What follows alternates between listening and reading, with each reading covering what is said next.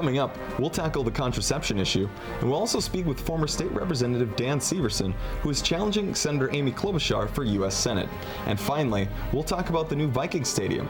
Stick around, Full Spectrum starts now.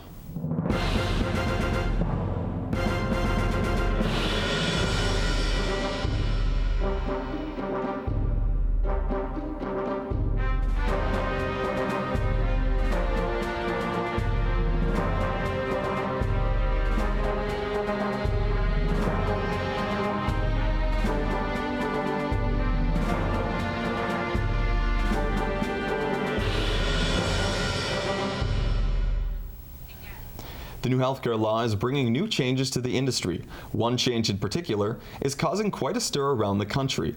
Guys, do you believe religious institutions should have to pay or provide coverage for everyone under them? Yes, I believe that, if you're going to be an employer and you're going to employ people, if the insurance laws, apply to people outside of the church that employ people, if you're going to be a church and you employ people, you should probably have to pay for for the insurance of your employees. Sure. Yeah, I agree. I also think that if organizations are receiving federal funding, that we probably shouldn't be having the discussion about who makes the decisions about how that funding is applied. And I think that seems to be at the core of this issue about contraception, is that we're going to require religious organizations that possibly could be using federal money to have to provide contraception.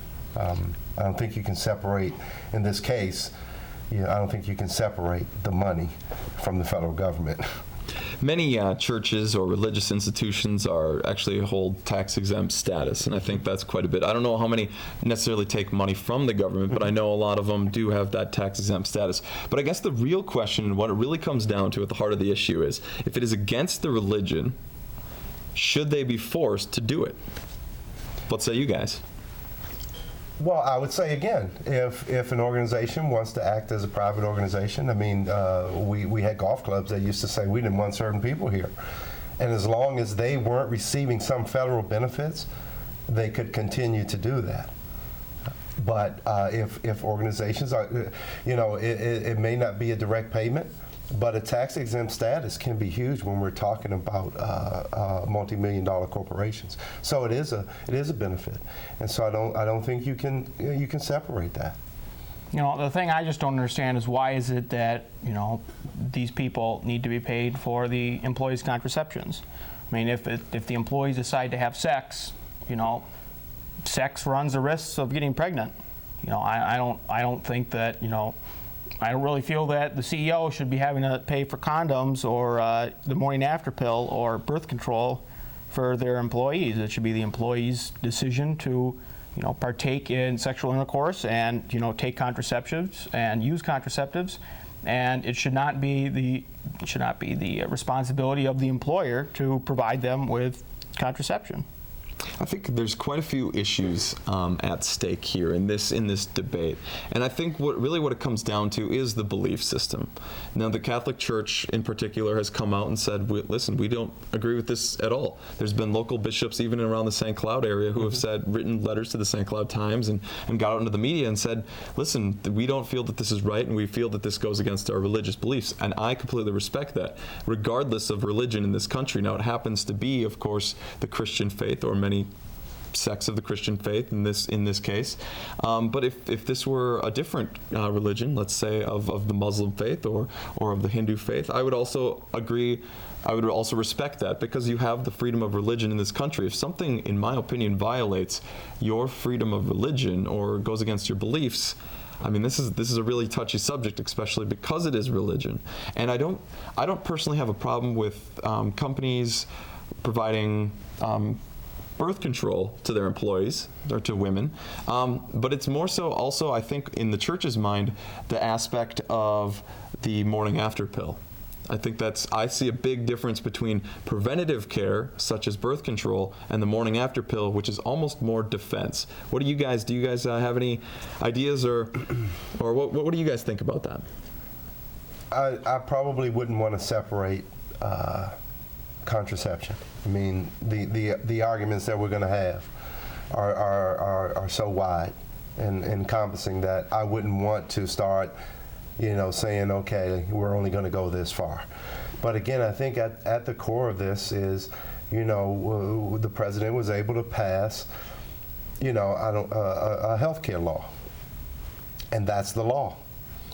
And so especially for organizations that are directly or indirectly receiving funds from the state or federal government, I don't see how you can, if they want to say we don't want the money anymore and then challenge this, that's one thing, because now you're standing on your principles. But I don't think you can take that tax exempt status and say, I don't want to follow the rules that are there. I just don't see that as a good argument. I actually agree with that. If you're going to not, if you're going to say, hey, Uncle Sam, we don't want to give you our money because we're a church, you know what, that's fine. That's entirely within their right to do that. But then they can't go around and say, well, we're gonna follow you on this thing, but we're not going to follow you on this thing. Either you follow the rules and regulations and laws that are put in place, or you don't, and you pay the price.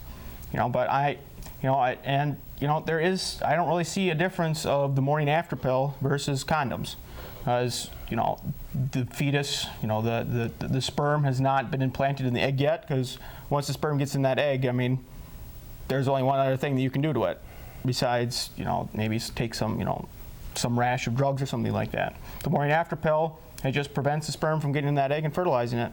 I mean, it's the same thing as a condom. The condom prevents the egg for the sperm from getting in that egg by forming a barrier. The morning after pill just does it chemically instead of with an actual physical barrier.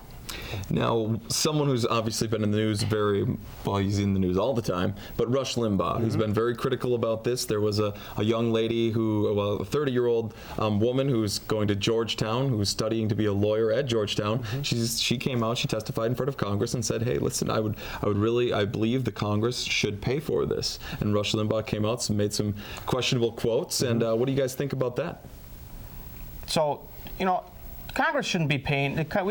Congress wastes too much money as it is. I don't see why, Amy Klobuchar should be buying my condoms for use in college or anything like that. That doesn't make any sense. I still believe that it's your decision to have sex or not. And if you're going to make the decision to have sex, it's your responsibility to either determine, well, I'm going to have sex so that I can have children, or I'm going to have sex and I don't want to have children. And if you're going to have sex and you don't want children, Congress, the U.S. government should be paying for you to have your condoms or your diaphragm or whatever hunky-dory new thing that they've got out there. They should, you should pay for yourself. I mean, if you're taking out, I don't know how much birth control costs, but if people use it for other things like acne, then you know what? You should be paying it for yourself.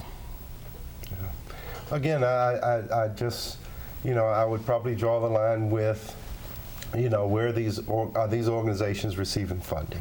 And again, I would suggest that that would probably decide where I would draw the line on funding this or not. As far as Rush Limbaugh, nobody should be really upset with him. I mean, this is nothing new. I do think that we should be starting to have some real serious conversations, like we talked about before, about the discourse around politics in this country, because it's clear that the way you approach Rush Limbaugh today is based on your political affiliation, and if that's what's going to decide how we communicate with each other, and I think what he said was unreasonable, but he's said unreasonable things before. But now you have people on both ends. You have this aggressive attack the media going after him, and maybe they really do dislike immensely what he said, and maybe they don't. Maybe they're doing it for politics. And then you have people on the other end saying, "Well, that's not really the issue," but he called her a slut. And you can't get around that. He hasn't denied it, and he probably still has 15 million people watching him. That's a large percentage of our population that is willing to have that happen and then say, I'm okay with it, because that's not really the issue. The issue is the liberal media. I think it's terrible. I really do. It is important to note that he has since apologized for the act. Whether or not people accept the apology, I guess that's up to them. But Yeah. Coming up after the break, former State Representative Dan Severson joins us to speak about his run for the U.S. Senate.